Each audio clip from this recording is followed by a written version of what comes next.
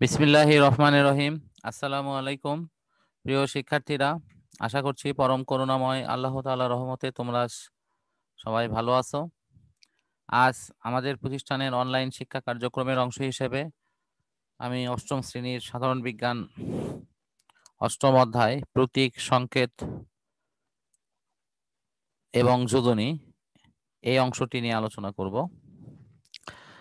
প্রথমে আমরা জানব প্রতীক কাকে বলে। মৌলের নামের সংক্ষিপ্ত রূপকে প্রতীক বলা হয়। এই প্রতীক যেমন হাইড্রোজেনের নামের প্রথম অক্ষর এইচ, এইচ দিয়ে হাইড্রোজেনকে বোঝানো হয়। অক্সিজেনের নামের প্রথম অক্ষর ও, সেটিকে লেখা হয় ও দিয়ে। এভাবে মৌলের নামের সংক্ষিপ্ত রূপকে প্রতীক হিসেবে দেখানো হয়। প্রতীক লেখার ক্ষেত্রে সুনির্দিষ্ট কয়েকটি নিয়ম অনুসরণ করা হয়। প্রথমে ইংরেজি নামের প্রথম অক্ষরকে প্রতীক হিসেবে ব্যবহার করা হয়। যেমন কার্বন প্রথম অক্ষর সি, অক্সিজেন প্রথম অক্ষর ও, নাইট্রোজেন প্রথম অক্ষর এন, এভাবে ব্যবহার করা হয়। ইংরেজি অক্ষর 26টা আর মৌল হলো প্রায় 118টি। সুতরাং 26টি অক্ষর দ্বারা কখনোই 118টি মৌলকে পূর্ণাঙ্গ রূপে দেখানো সম্ভব নয়।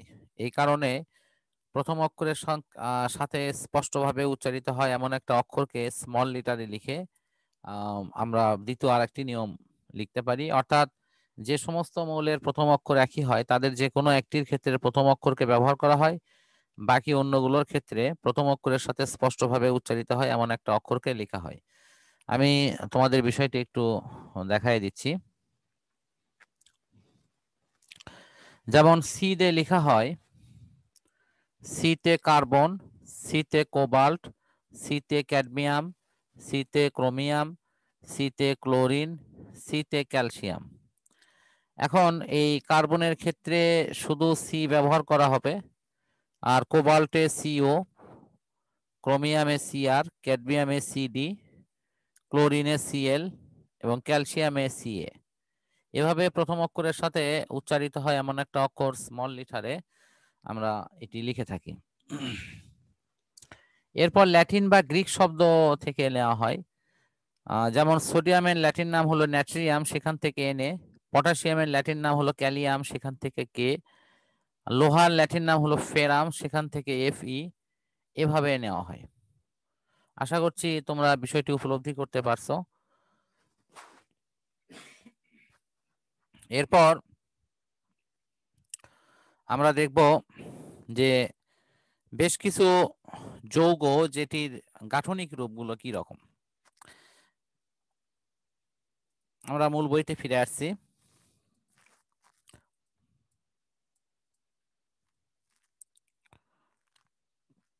এখানে দেখা যাচ্ছে হাইড্রোক্লোরিক অ্যাসিড, পানি, অ্যামোনিয়া, মিথেন, এগুলোর গঠনটা দেয়া আছে। আমি এগুলো বোর্ড শেয়ারের মধ্য দিয়ে তোমাদের দেখাই দিচ্ছি।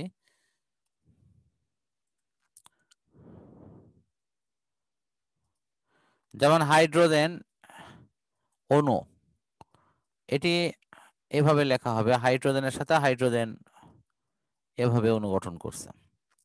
যদি লেখা হয় পানি H2O, তাহলে এটির গঠনটা হবে এরকম। অক্সিজেন, তার দুই দিকে দুইটা হাত দিয়ে পানিকে আমরা হাইড্রোজেনকে সংযুক্ত করব। যদি লেখা হয় মিথেন CH4, তাহলে বিষয়টা হবে এরকম, CH এইভাবে।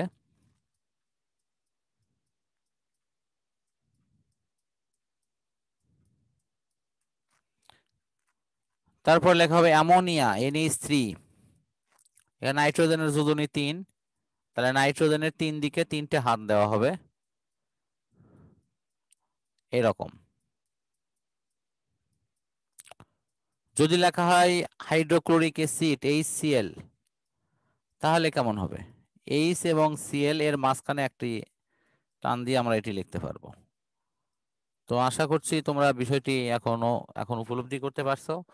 এটি খুবই সহজ, আমরা সহজভাবেই এটিকে লিখতে পারি। যার যত যোজনী তার ততটি হাত হবে। যেমন কার্বনের যোজনী এখানে 4টি হাত হয়েছে। তা আমরা এই যোজনীর চার্ট গুলো ভালোভাবে না বুঝলে এটি কিন্তু সহজে লেখা যাবে না। আমি এখন তোমাদের সামনে যোজনীর চার্ট নিয়ে কথা বলবো এবং এটি তোমাদের সামনে উপস্থাপন করছি। আমরা মূল বইতে আবারও ফিরে আসছি।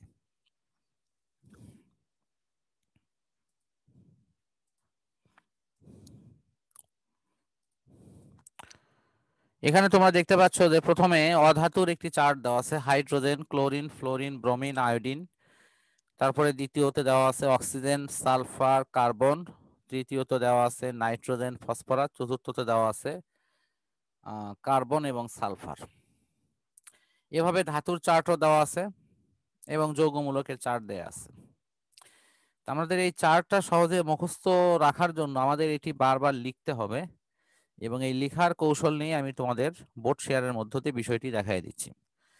তো তার আগে আমাদের একটু দেখতে হবে যে ধাতু কি, অধাতু কি। অধাতুর অংশগুলো সাধারণত তোমার গ্যাসীয় হয় এবং এগুলো আঘাত করলে টুনটুন শব্দ হবে না এবং এটিকে সহজে আমরা বিদ্যুৎ অপরিবাহী হিসেবে এটি কাজ করে, যদিও কার্বন বা গ্রাফাইটটা বিদ্যুৎ পরিবাহী হিসেবে কাজ করে। বিদ্যুৎ ও তাপের কুপরিবাহী হয় বেশিরভাগ ক্ষেত্রেই। আর ধাতুর ক্ষেত্রে এটি হয় বিদ্যুৎ ও তাপের সুপরিবাহী। এটিকে আঘাত করলে টুনটুন করে শব্দ হবে, ঝনঝন করে বাজবে। তারপর এটি আমাদের সাধারণত কঠিন পদার্থ হবে এবং এদের অধিকাংশ নামের শেষে আম কথাটা লেখা থাকে, যেমন সোডিয়াম, পটাশিয়াম, ক্যালসিয়াম, ফেরাম, এরাম ইত্যাদি ইত্যাদি। তো আমরা এরপরে দেখবো যৌগমূলকটা আসলে কাকে বলে। একাধিক মৌলগুলো মিলে যখন একটি পরমাণুর দল বা গুচ্ছ তৈরি করে এবং এই তো পরমাণুর দল বা গুচ্ছ যখন একটি মাত্র পরমাণু নিয়ে আচরণ করে, তখন সেই দল বা গুচ্ছকে বলা হয় যৌগমূলক। যেমন সোডিয়াম ক্লোরাইড আমরা যদি লিখি, ঠিক তেমনি অ্যামোনিয়াম ক্লোরাইডও লিখতে পারি। তো অ্যামোনিয়ামের NH4 এই 5টি মৌল মিলে ওই সোডিয়ামের একটি মৌলের মতো কাজ করছে। সুতরাং এই অ্যামোনিয়ামের ক্ষেত্রে NH4 এই 5টি মৌলের দলকেই বলা হয় হলো যৌগমূলক। তা আমি তোমাদের এটি বোর্ড শেয়ারের মধ্য দিয়ে তোমাদের দেখাই দিচ্ছি।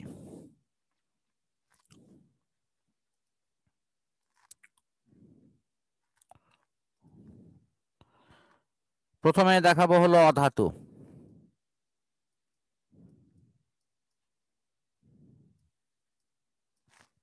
যোজনী 1, 2, 3 এবং হলো 4। একে আছে হলো hydrogen, chlorine, fluorine, bromine, iodine. 2 আছে অক্সিজেন। এই এই অংশগুলো আমরা একটু আলাদা করে ফেলি। এখন তোমরা দেখো 2 আছে কার্বন এবং সালফার। এই সালফার 2 আছে, 4 আছে। কার্বন 2 আছে, সরি, কার্বন 2 আছে এবং 4 আছে। নাইট্রোজেন এবং ফসফরাস এরা হলো 3 আছে। পরবর্তী ক্লাসে গিয়ে তোমরা আরো 2টি ঘর পড়তে পারবা, সেটি হলো যোজনী 5 এবং যোজনী 6। এই যে নাইট্রোজেন এবং ফসফরাস এরা আবার 5 নম্বরের ঘরেও আছে, নাইট্রোজেন এবং ফসফরাস। তারপরে সালফার এটি 6 নম্বর ঘরে আছে, অর্থাৎ সালফারের যোজনী 2, 4, 6, কার্বন হলো 2, 4, নাইট্রোজেন হলো 3, 5। এই মোটামুটি অধাতুর চার্ট। তারপর আমরা দেখব ধাতুর চার্ট।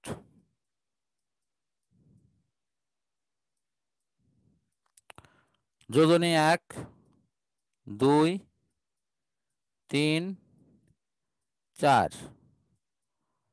একে আছে সোডিয়াম, পটাশিয়াম, সিলভার। 2 নম্বরে আছে ক্যালসিয়াম, ম্যাগনেসিয়াম, জিঙ্ক। 3 নম্বরে আছে অ্যালুমিনিয়াম।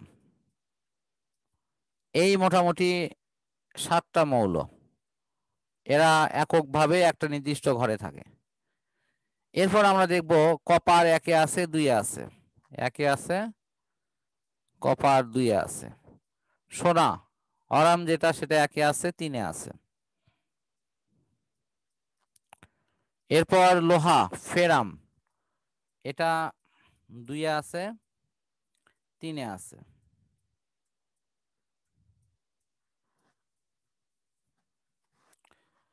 এরপর স্টেনাম এবং প্লাম্বাম, স্টেনাম এবং হলো প্লাম্বাম পিবি, এই দুইজন 2-এ আছে এবং 4-এ আছে, স্টেনাম এবং হলো প্লাম্বাম।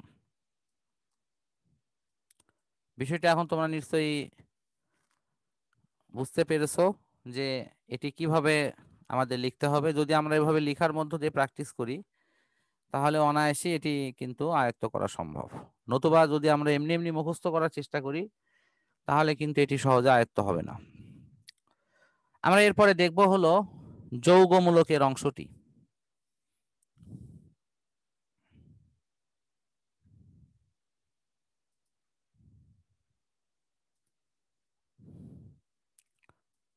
যৌগমূলক,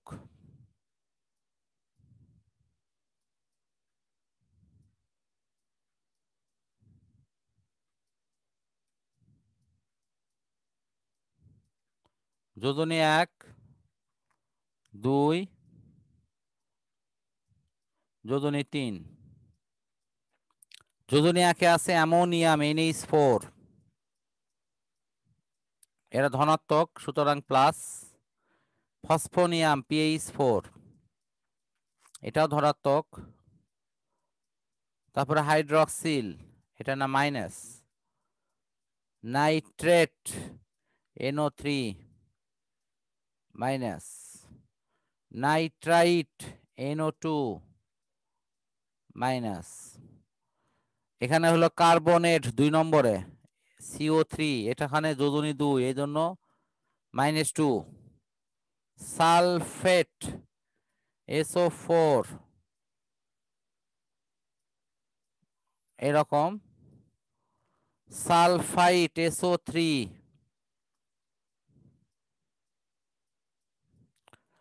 এখানে হলো ফসফেট PO4, ফসফাইট PO3। শিক্ষার্থী বন্ধুরা, তোমরা যোজনী চার্ট এভাবে লিখে লিখে প্র্যাকটিস করো তাহলে এটি সহজেই ইনশাল্লাহ আয়ত্ত হয়ে যাবে। এই যে আমরা প্লাস মাইনাস লিখেছি এটি হলো তার যোজনী, যার যোজনী যত তার উপর ততটি প্লাস অথবা ততটি মাইনাস। অ্যামোনিয়াম এবং ফসফোনিয়াম এই দুটি ছাড়া, এই যে অ্যামোনিয়াম এবং ফসফোনিয়াম এই দুটি ছাড়া বাকি সকল যৌগমূলক কিন্তু ঋণাত্মক। তো আজকের এই আলোচনার মধ্য দিয়েই আজকের ক্লাসটি শেষ করছি। পরম করুণাময় আল্লাহ তাআলার কাছে সবার সুস্থতা কামনা করে বিদায় নিচ্ছি। আসসালামু আলাইকুম।